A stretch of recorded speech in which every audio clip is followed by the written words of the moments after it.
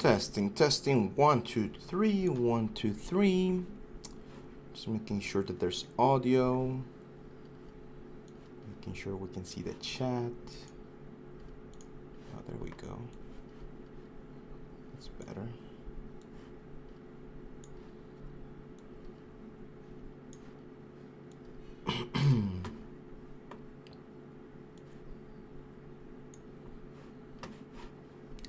I think we can play some music.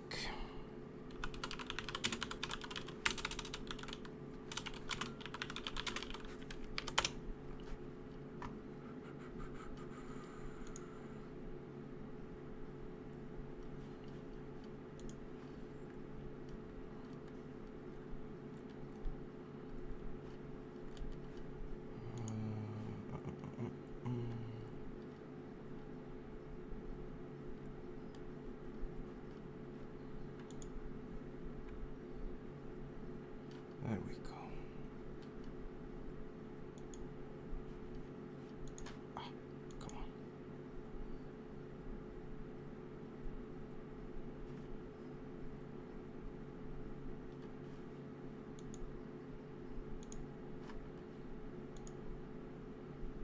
Hey Mukul, how are you, my friend?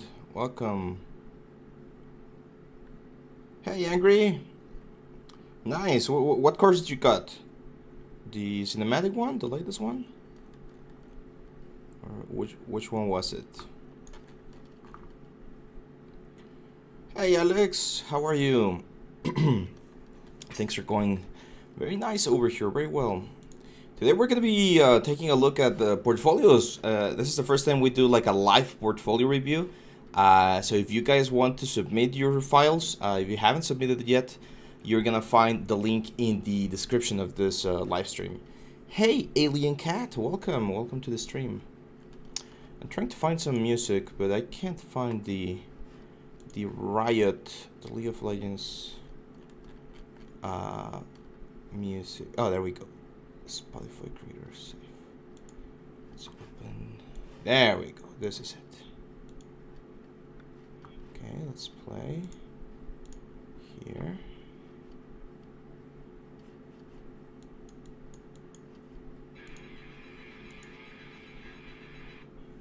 Okay.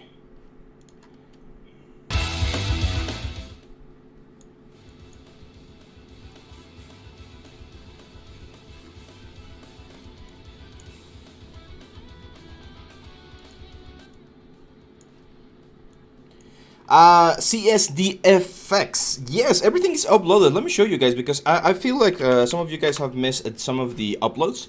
So if you go to the channel, give me just 1 second here. If you go to the channel and you're like browsing for all of the videos that we've uploaded, you can go here to playlists, and if you go to playlists, I think there's one called live streams. No, it's not there. Let me see. Where is it? Videos. If you go to videos and then you go here. So if you go to videos and you go to past live streams, all of the live streams are here. Like the end of the year, January, February, March, and then we had this special one for Maxon, the one on April, the one on July, and it's gonna be right here, okay? So you just go to the channel, to videos, and then you go here to past live streams, and they're all here. All of them are right there. So there's some really cool information. If you've missed any of these ones, feel free to jump there and watch some of them because we've shared some cool information. I'm gonna see, since this is the portfolio one, I'm gonna see if I can upload it as well as a standalone video. But since I'm not recording it, I think I'm gonna have to like go in here and then download it, which I'm not sure I can do, and then get it uploaded afterwards. But yeah, this is it. By the way, did you guys see? We just released a new course, a new advanced substance major course, which I know some of you have been asking for. So after we're done, if you want to check the trailer out, check it out. We're gonna continue with the helmet next week, and we're gonna finish that one. We're really close to finishing that one.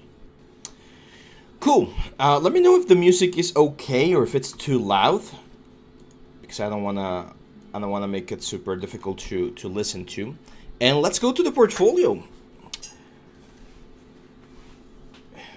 It says, Arson Art says, hello Abraham, any thoughts about Meat Journey? Will it happen soon on the 3D field? I honestly don't know what Midjourney is. Midjourney. What the hell is this? Okay. It's like an open image. So, okay, let me tell you what's gonna happen, guys. Well, it's not exactly what's gonna happen, right? But what I think is gonna happen with this sort of like AI things before we jump onto the portfolio thing.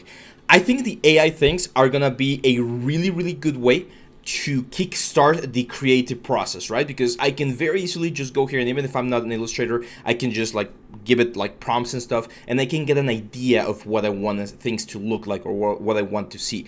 I do think we're still gonna need artists like illustrators and what's the word, concept artists that can polish that sort of stuff and prepare it for production. Because imagine if I were to say, hey, we're gonna do a sci-fi thing and I want this astronaut to be the main character. Well, that's fine, but if you give this to a character artist, it's gonna be very difficult for him to understand what's going on everywhere. So you still need someone to kind of like curate these things and polish them so that they're usable by a 3D artist, right?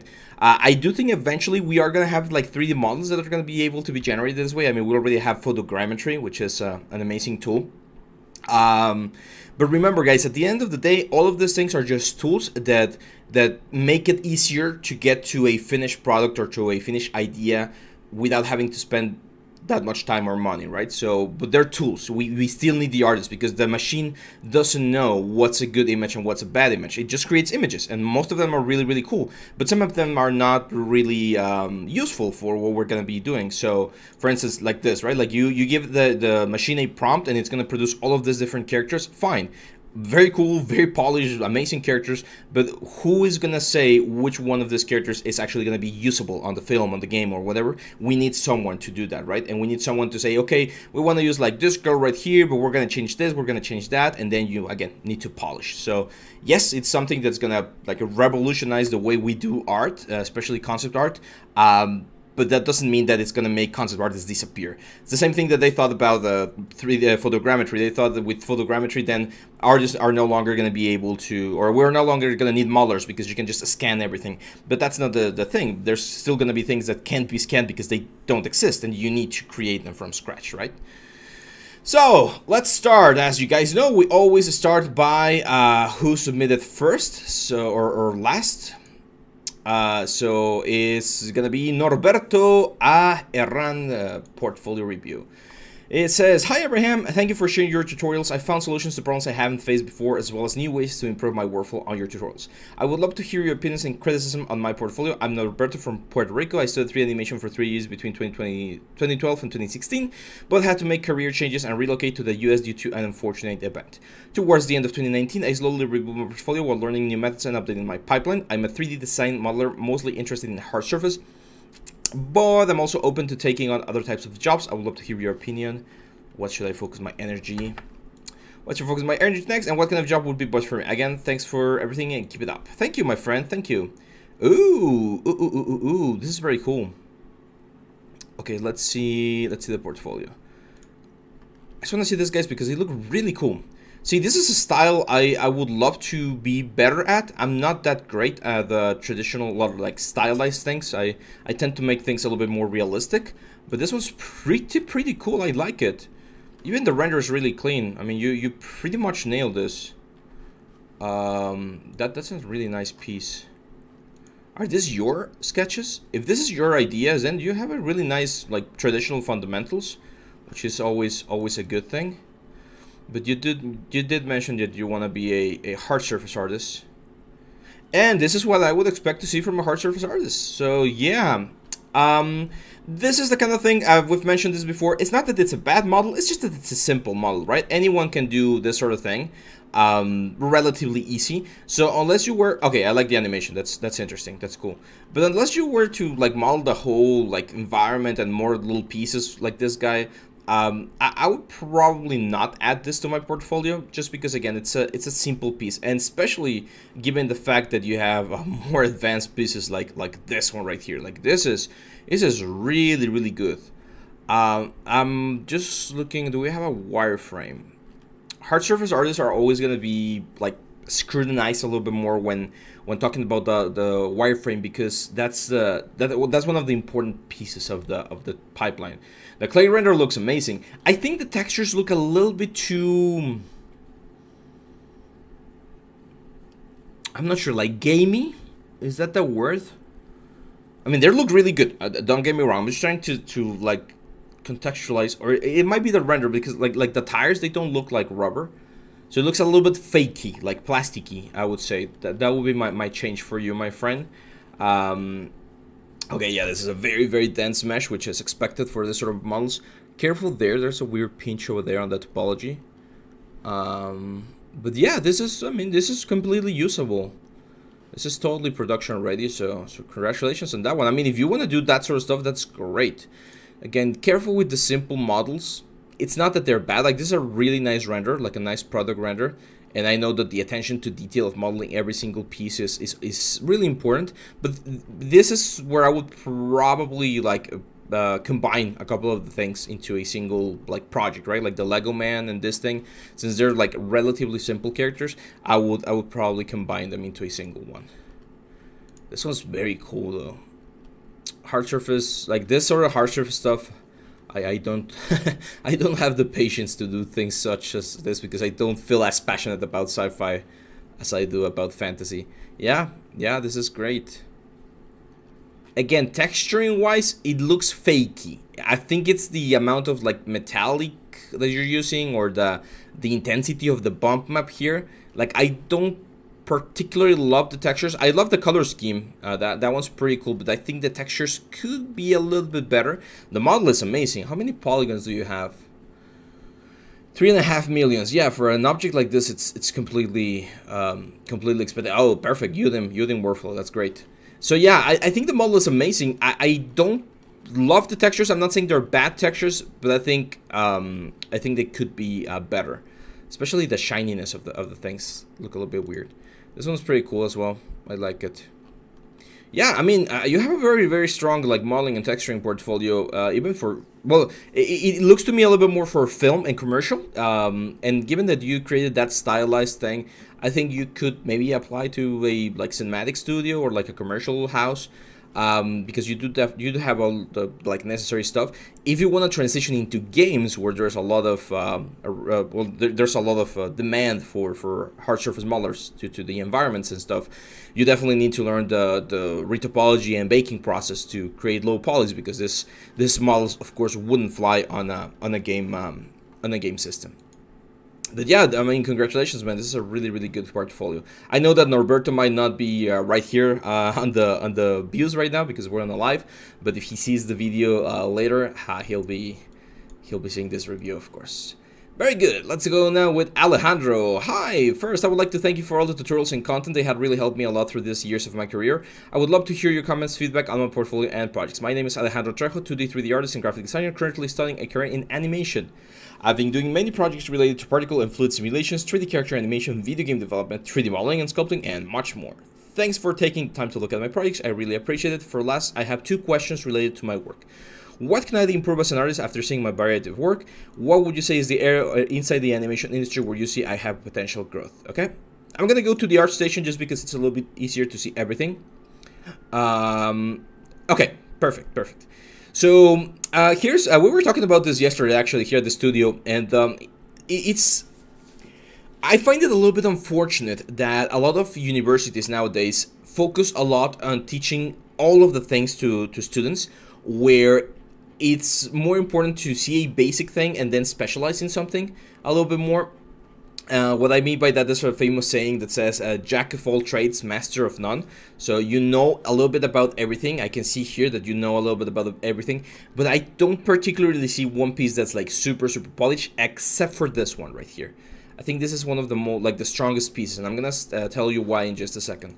But before we do that, let me just take a look at like an animation.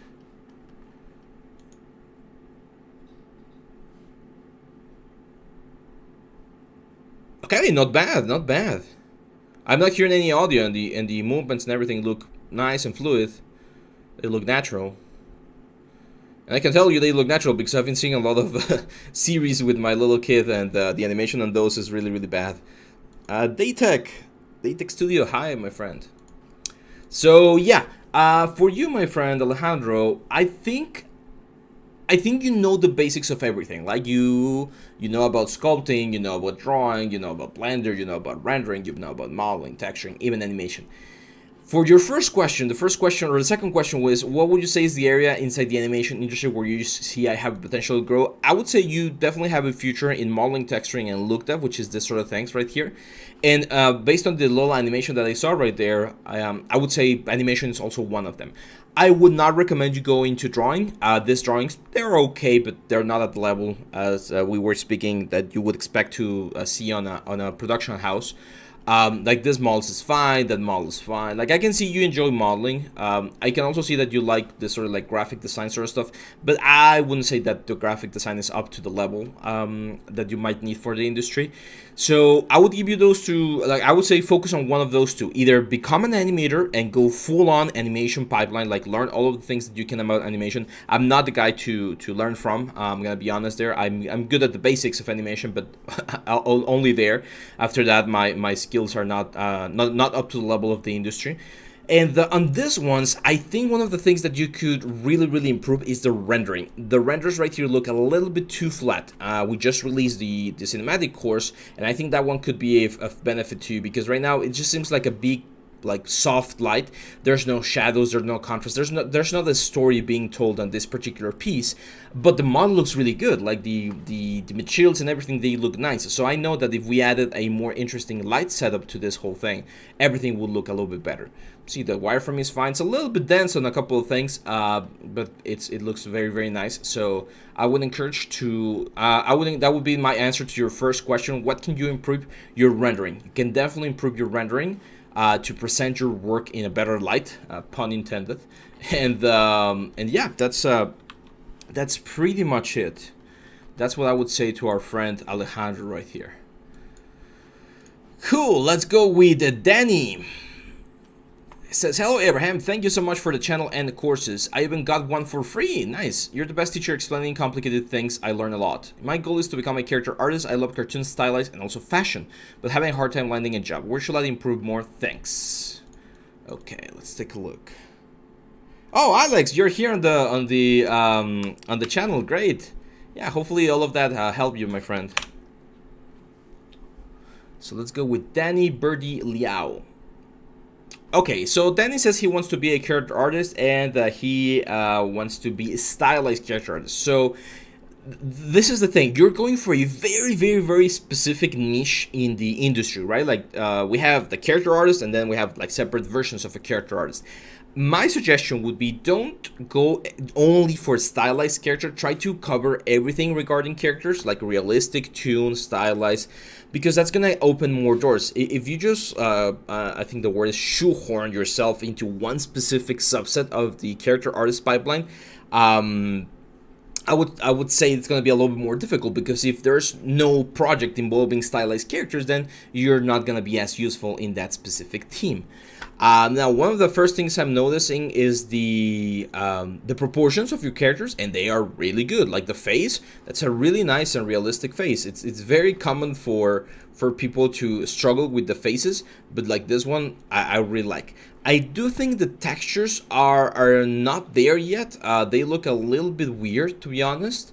Also, like this, I know this guy is supposed to be like a robot, but see how all of this looks like it's sculpted? Like you just use like the Damien standard and stuff. You definitely need to retopologize these pieces and create new pieces. We just did this for the sci-fi helmet, where I did a basic rough or block out in ZBrush, and then I brought it into Blender and into Maya, do retopology, and create like sharp, crisp elements, and that's what gave us the nice result. The only thing I would suggest, if you're following the helmet tutorial, is don't do what I did at the end, where I combine everything into a single mesh. I did that for games. If you're gonna do that, keep every single piece separate so that you get a better effect. So this one looks cleaner, like the shoulder pads and everything looks a little bit cleaner. Proportions are fine. Hair looks a little bit weird. Same for like all of these details on the cloth. those we need to be a little bit cleaner because they look like you just carve them in with the diamond standard again, and it tells you can tell when people only use like a very basic tool inside of ZBrush. But it looks very cool. I like the character. If this is a character that you it's from an artwork. Okay, so if it's from an artwork, it's very important that we follow it really closely, and you did. Yeah, congratulations, you did follow the thing very closely, so that's a good thing. That's a good thing. One challenge, my friend, would be try to rig this one. Even if it's just like a quick rig, like an automatic rig, like place if you have the T-pose ready, because I know here you pose her to match the concept. You usually will have this sort of like shot where it matches the concept, and then you'll change it into something like this. So yeah, let me go back to your letter. Yeah, so landing a job is that's one of the tricky parts. There is definitely one of the tricky parts. I do feel like you have a good portfolio. I think you need more pieces. So try to do a male character. Try to do a Keith character, like a young character. This is great, like showing. Yeah, like your faces are really nice, my friend. So I think you need more, a little bit more, and take out anything that's not character. So like this guy right here, take it out. This guy right here, take it out. This guy right here, take it out. I would probably take this one out as well, because the quality of this project is not as good as the other ones. I'll probably, I mean, the telephone, what you can do, for instance, if you really want to have the telephone, like on this character right here, right? On this character right here, if you have like a couple of renders, add a little table and add the telephone there. As a sort of what's the word? Just to demonstrate that you can do a little bit of set dressing, right? Now, if you did this dresses in Marvelous Designer, amazing. That's a great way to practice Marvelous Designer, to grab a famous like series like Queen's Gambit and do the dresses. That's great. Yeah, this looked really, really nice, and the simulations look nice. But again, this is not something that you're gonna do as much as a character artist. Like, you're not gonna be doing a lot of dress simulation. You're expected to do modeling, sculpting, retopology, and that sort of stuff. So careful there on adding things. You remember that the portfolio, guys. That's your menu, right? I'm not sure if you guys have seen like the Hell's Kitchen or Kitchen's Nightmares, the show where Gordon Ramsay goes to restaurants that are like really bad, and he tries to help them. It's very dramatic and very intense, but it's really cool. And one of the main things that he always tells them is don't offer a menu with everything. Like, don't try to offer seafood and hamburgers and wings and French cuisine and Italian cuisine, because if you try to offer everything, then that means that you're not really good at something specific. So the same thing happens with your portfolio. You only want to offer what you're best at, so that when they hire you to do what you're best at. It's gonna be easier for you, it's gonna be more enjoyable, and you're gonna be able to land on cooler projects. Okay, so that will be my advice for Danny Birdie Liao. Let's go. Someone was asking here on the chat, where's the link? Yeah, on the description of the live stream, I think there should be one, and you can submit it right here. I'm gonna see if I can get through everyone on this live stream. If not, we'll leave some of them for a video for tomorrow, but yeah. So let's go now with Cameron Eddy. Hi, I'm a recent VFX graduate that has specialized in 3D modeling and photorealistic texturing. Currently, my portfolio consists of one piece that I'm happy with. I have further pieces that I have worked on at the university, however, I'm not satisfied with them yet, and therefore have not posted them to ArtStation. Okay, so there's one piece. This is a really good piece. A really, really good piece. I really like it. I think the chain is a little bit dull. It doesn't seem to have the same sort of like gold material that everything else. The texturing is really nice. I do think the scale of the jade, I'm not sure if it's supposed to be jade or if it's supposed to be like some sort of marble or something. I think the scale of the jade is a little bit too big. I would probably scale it up a little bit more, like a couple of units. You guys know in Substance Painter you can tile a texture a couple of times, because as you can see, it looks really nice here on this two elements, but on this elements it looks very big, like the splotches look really big, so it makes it seem like the phone is really small. When the texture is really big, objects feel smaller. That's a very important thing that you guys need to remember. So I really like this model. Do you have a wireframe? Ooh. chef's kiss. This detail right here, like this rust, not everywhere. You know, you guys know how I always mention about the metal edgeware not being everywhere. I would say careful there. For instance, here we're seeing a little bit more. I would just like delete a little bit of metal edgeware in a couple of parts. Like the scratches and everything is just really, really, really good. I like it. Now here's a very nice advice that I'm gonna give you, Cameron. The phone looks really good, but it can look better, again, with a little bit of a render. Like, I always try to tell my students, whenever you're doing a render, try to have the professional render. Like, this is the render that a technical artist would see and see, like, okay, modeling is fine, textures are fine, materials are fine, but then try to explain how would you place this into a scene, right?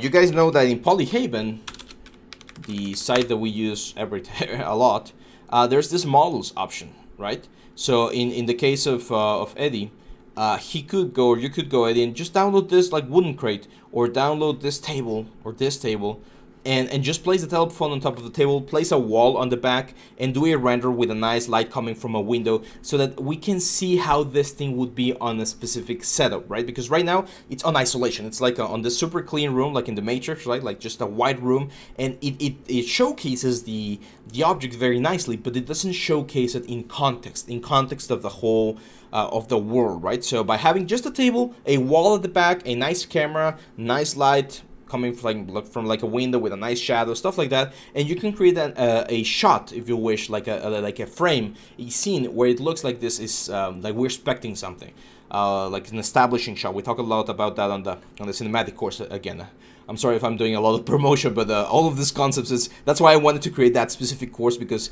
that's one of the main things that people, I think, miss when they're presenting their work. It's getting their objects or their props into a story, into a scene, so that they convey a specific feeling. Oh, there you are. How are you?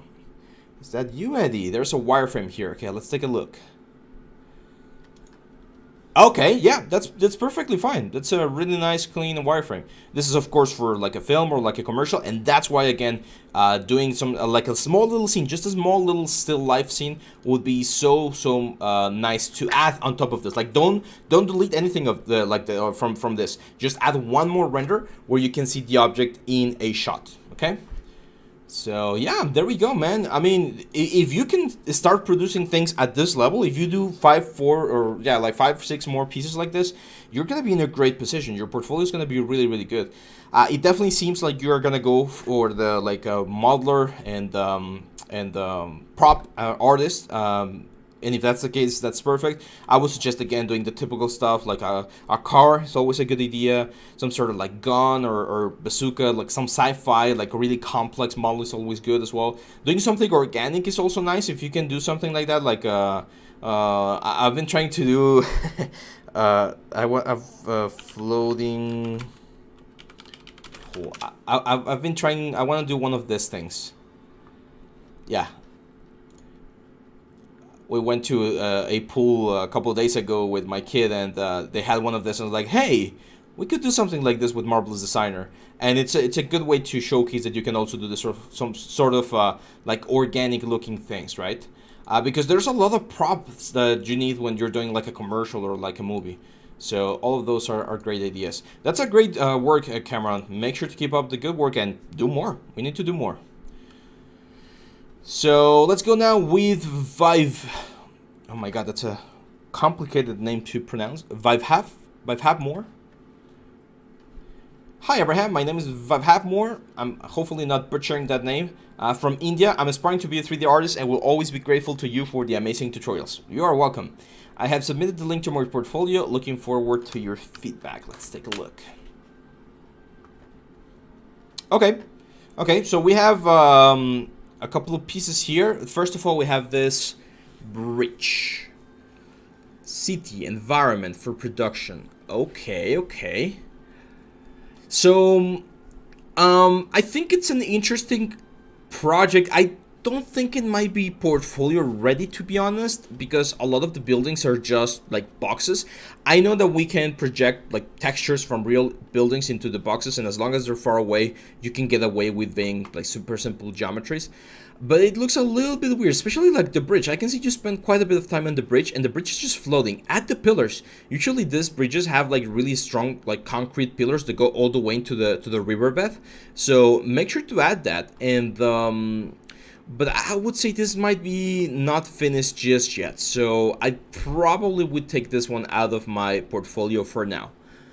This is a more finished piece. This is the Lucky Scepter. Okay. Okay, so the render is a little bit better. It has some interesting effects going on, but I would say the modeling looks a little bit off. Let me see, because I don't remember the scepter. Oh, okay, no, it's actually you're quite close to the real one.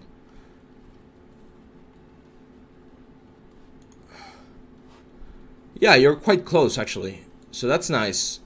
That means that probably what's the word? What's damaging? Not damaging. Affecting us a little bit here is the rendering, and I'm gonna explain why very easily.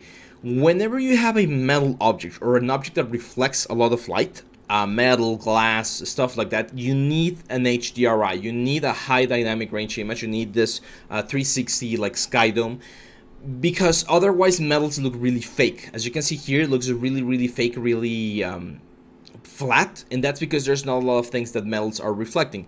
That's why when you take like when you see pictures of like gold rings online, most of them look really fake, right? Like if you take a look at this ring, it looks really fake. Why? Because there's no information really hitting the ring. When you see it on a hand like this, now it looks nicer, now it looks more interesting, because these are fake 3D renders, right? Like there's only artificial light hitting this thing, like CG light, and that's why they don't look as nice as when you see them in context on the hand and reflecting everything that they have on their environment. So one of the best advices I can give everyone is, if you are doing any sort of metal rendering, if the things that you're rendering are metal, you definitely want to add an HDRI.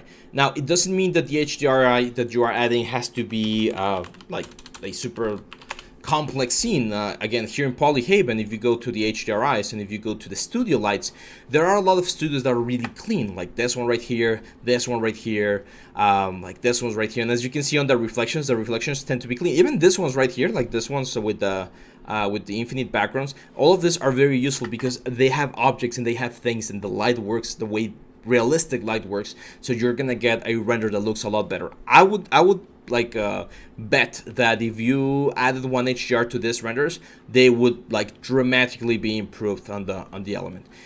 It's not a super complex model, so I would recommend that you start trying like more advanced models or a little bit more complex models, like this one right here. Like this is a great model. I like this one. It's a little bit stylized. It kind of looks like the Valorant weapons. For this one, my suggestion would be to texture it. You definitely need to texture it and add like some sort of like damage and stuff like that. Careful with this one. Like for instance, this element right here, you smoothed this out, but it's not really touching. You can see that there's like a little hole there and little holes in these areas. So you either add support edges to like not get this effect, or you like soften everything else so that you get a soft round corner there. You need to be very careful. This is made out of a lot of pieces, which is fine. It's not the problem, but unless you texture it, it's not gonna really, again, look as nice as possible. Okay, it's a nice model. I like it, but again, I would say it's not finished just yet. You need to push it further. Ricard Busquets, yes, my friend, I can check your ArtStation. Have you submitted your stuff? I don't see your name right here. So if you go to the description of the video, my friend, there is a link to this folder. Just create a little like text file or notepad or whatever and add your link, and I'll be happy to check it out. Right now the link is open, so if anyone's watching the stream and you want to upload your portfolio, go for it. It's right here. Okay, let's now go with Divyank Kateshi. Yeah, Mammoth. Ibrahim, I just mentioned in the description of this video, there is a link. You can go there and you can submit your file. If you do it right now, I will be able to get back to you. Okay, so it says, hello sir, really enjoy all the videos. This is my second submission with some improvements. Okay, let's see. Yes, I remember this chair. We talked about this one quite a bit. See, Divjang followed one of the advices that I gave, which was eliminate. I remember he had a lot of like things that were not as good, and I suggested he took them out, and now his portfolio looks a lot cleaner because we're only seeing the important things. I'm not sure why we're missing one thing right here. That's weird. Oh, there it is. There it is. So yeah, this looks a lot more like formalized. Okay, here's the. We've talked about this before. I do not recommend uploading practice things on your portfolio. Remember, your portfolio is your cover letter. Imagine again you're in a restaurant and on your menu there's like this is an experimental dish from the chef. I mean, you might not want to do that because if someone asks for it and it's really bad or people don't like it, then you're gonna get a bad reputation. You could, and another thing, say, hey, I don't know, every Wednesday we do a surprise menu thing and we try new things. Okay, well, if I go on Wednesday, I know I'm going to be facing that. So if you have another blog or another place like Facebook, Instagram, what else is out there? Stuff like that, you could have all of these practices in there. This office chair is great, man. Shit. Yeah, this is really nice. I wish I had one chair like this. This one's a little bit old now and it's getting a little bit uncomfortable. But these chairs are great. There's a lot of work. I had one of my artists that was working for me a couple of years ago, and when the pandemic hit, we had to close the studio for a while. He found a job doing a lot of this.